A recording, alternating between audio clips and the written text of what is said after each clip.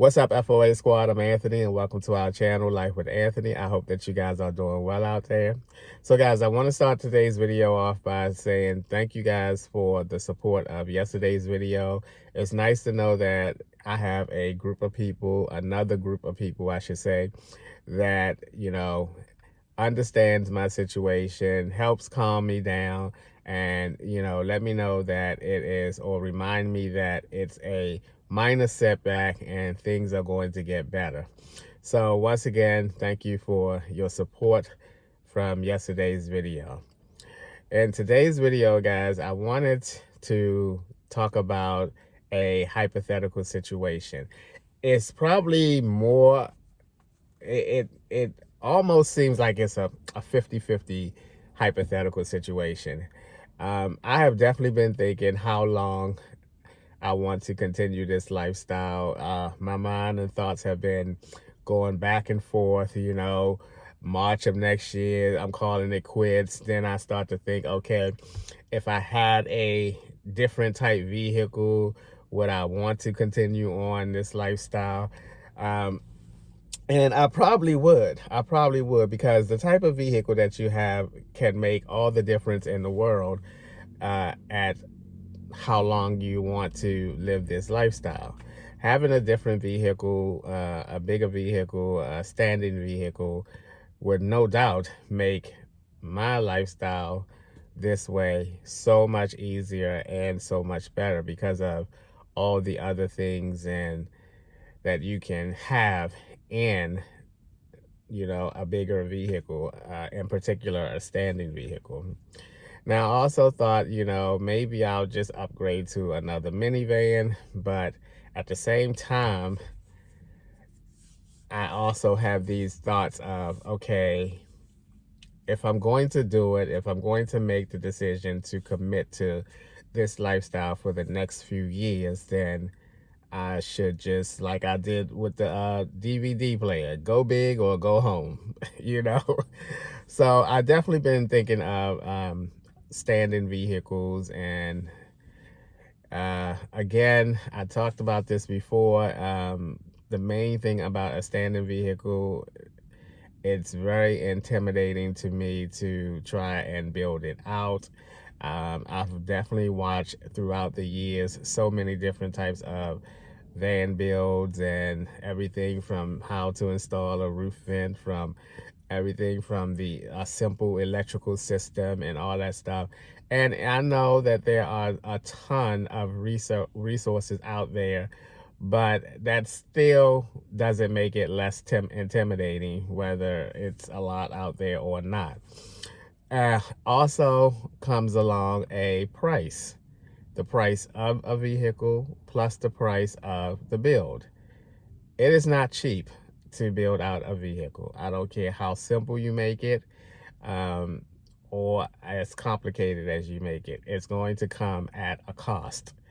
So there lies my hypothetical question for you guys today.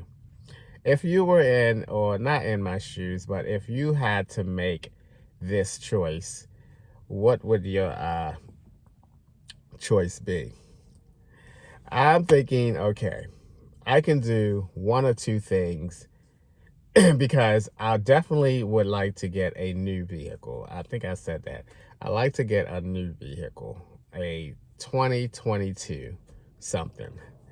So I also figured that, if I'm going to pay for a vehicle, if I'm going to go and continue having payments on a vehicle, now is the time to do it. I have 5 or 6 more years before my target retirement date. Well, 6.5 before my retirement target. And this would definitely be the ideal time for me to, continue payments on something and have it paid off prior to my retirement. I don't want to wait 2 or 3 more years and then decide, oh yeah, this is what I want to do, and then have to work more or, to continue to pay for it. So my question to you guys is this: would you pay off this current vehicle? Now, mind you, I owe I'm not even halfway with paying this vehicle off. So it's a pretty penny left. I paid not a pretty penny, but a penny on it so far, but it's still a pretty penny left to go. So would you pay this vehicle off and then trade this vehicle in and have a lower monthly payment? Or would you just trade this vehicle in with the add-on of how much you owe on this vehicle and get a new vehicle? And in that situation, you're going to have a much, much higher monthly car payment.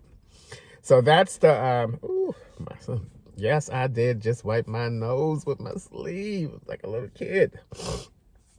So that's the dilemma that I am facing, and that I keep thinking what would be the best scenario from a financial standpoint, because if I just trade it in and have a higher car payment, I would still have all of my money that I can put towards the bill. Not all of the money ain't going towards the bill. I would have money, easy money, to do the build. You know what I mean? But if I pay the car off first and then trade it in, that's going to give me less money left over to do a build. Now, for me, when it comes to a build, as long as I can get the insulation and the walls and a bed done, I will be okay for a minute and then do everything else as time goes by. But I also in my head would like to just get it done, to be able to get it done. That would be great, So I definitely think that I am definitely more on the upper side or the higher percentage side of continuing this lifestyle and trading this vehicle in somewhere around the time frame of April of next year. It's just, I'm in my head trying to play out which would be the best financial decision to make, because I've already decided that it will be a mid-roof. I don't need the high top. I'm a short guy. I'm just 5'2". I just looked at a couple of mid-size camper build-outs or tours, and they each said that the height in a mid-size is about, I think they said 6 feet. I'm not sure.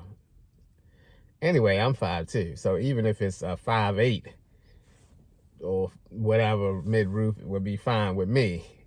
So definitely going to be making some moves once I 100% commit to saying this is what I want to do for a while. Because when I look at what really makes me think about continuing a lifestyle is I try to look at the bigger picture, the bigger financial picture, the bigger grand scheme of things. And that is, what is the best scenario that will allow me to continue to save money at a good pace? What's the best scenario? And obviously staying in this lifestyle is the best scenario, because I will not have rent from here until whenever, and I can continue to save money on at a decent pace.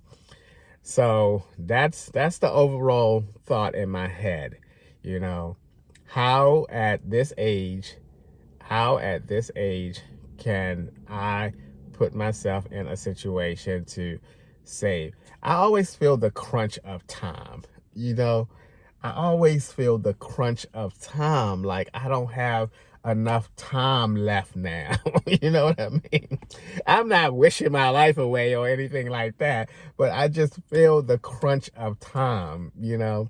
I feel like I have but so many years to better my finances so that when I do retire, I'll be in a much better financial place.